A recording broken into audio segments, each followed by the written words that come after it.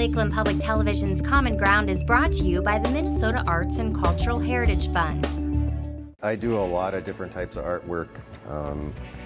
Got an art degree in college, always been interested in art. Grew up in the 60s and was either going to go into politics or art, and I chose art, which, you know, in this day and time, I'm really glad. When I graduated from college, I taught art and special ed in South Minneapolis, worked with kids with behavior problems, learning disabilities, and learned a lot about how therapeutic art can be.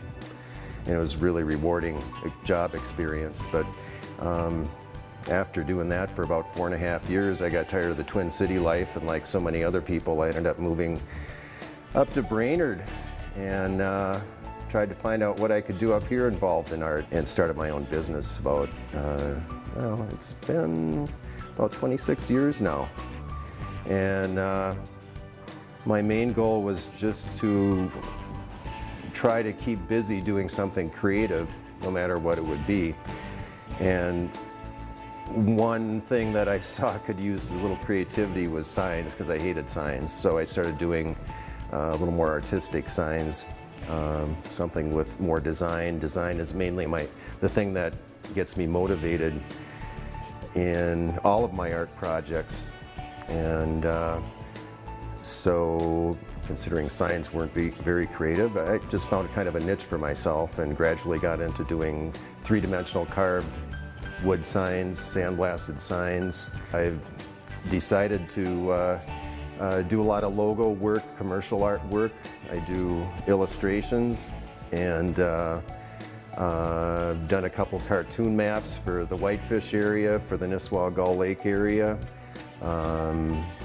Anything involved with art. And I've done so many projects for so many different types of people, so many different types of businesses, I forget half of what I do.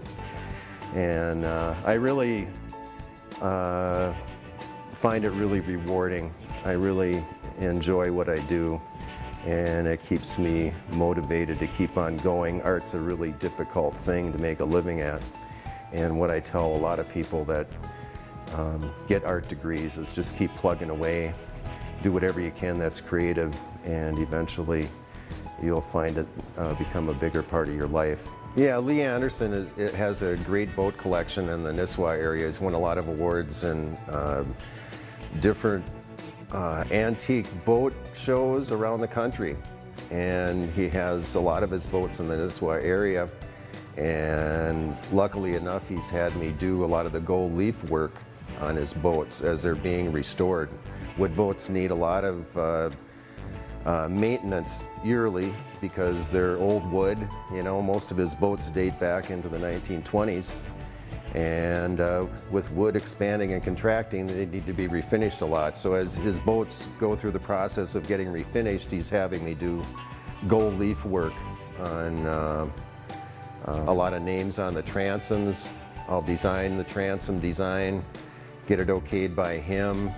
I'll research old logos for different boats. I've been doing gold leaf for about 13, 14 years now.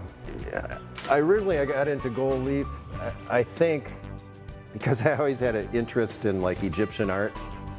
And I was looking at the history of gold leaf, and there's documentation that gold leaf was used by the Egyptians 4,500 years ago. The top of the Great Pyramid actually had gold leaf on the top of it, which of course is all worn off by now, but that's the way it was originally designed.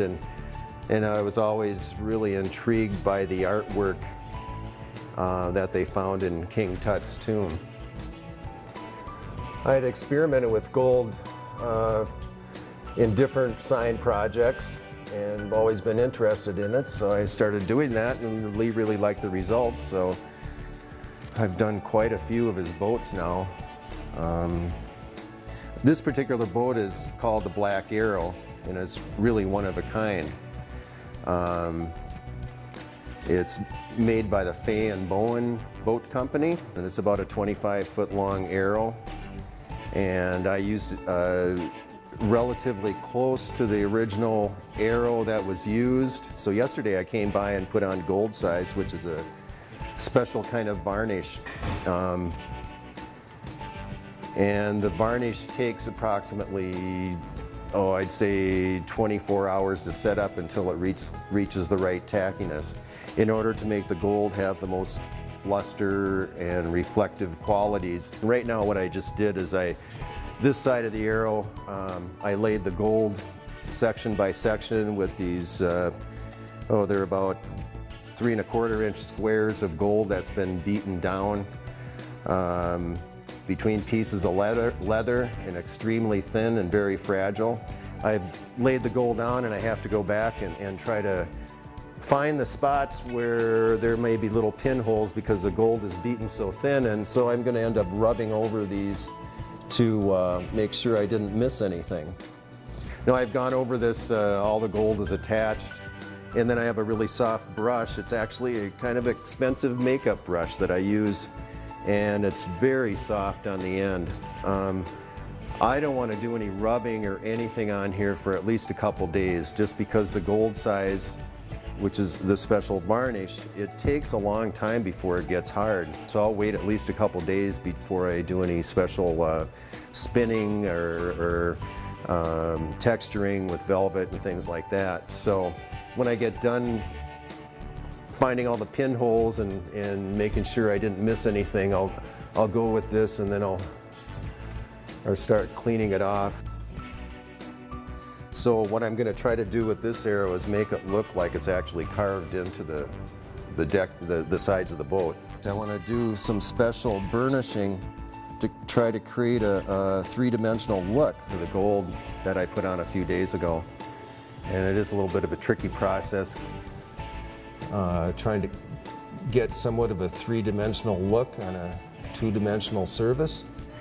So right now what I did with my special tape, I taped off certain areas of this gold arrow, and I'm going to use some velvet, which is a really good velvet, and I'm more or less scratching the gold with, velvet's really soft, but it's going to leave marks in the gold. That's how fragile the gold is.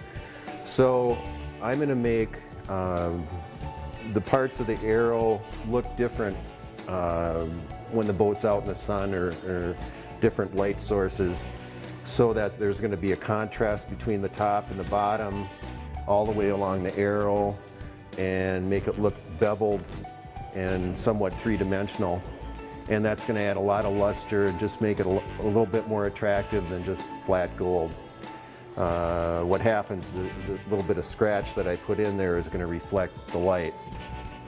To get the right effect with this, you got to make sure you go, every section that's next to each other is going the opposite direction, otherwise it's not going to look right.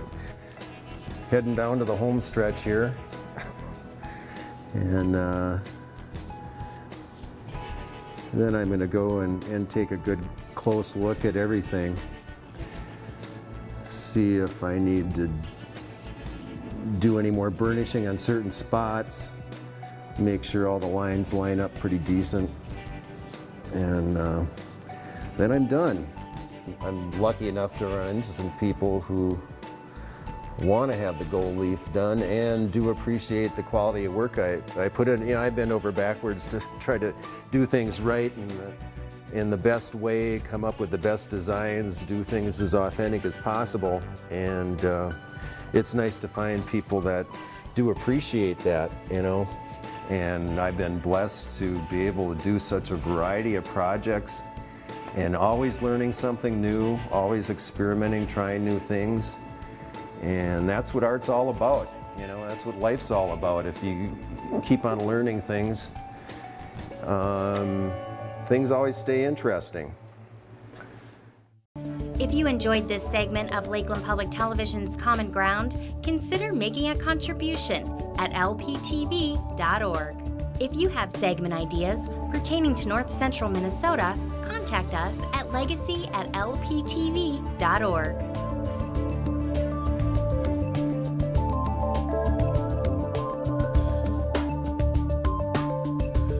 Common Ground is funded by the Minnesota Arts and Cultural Heritage Fund by the vote of the people on November 4th, 2008.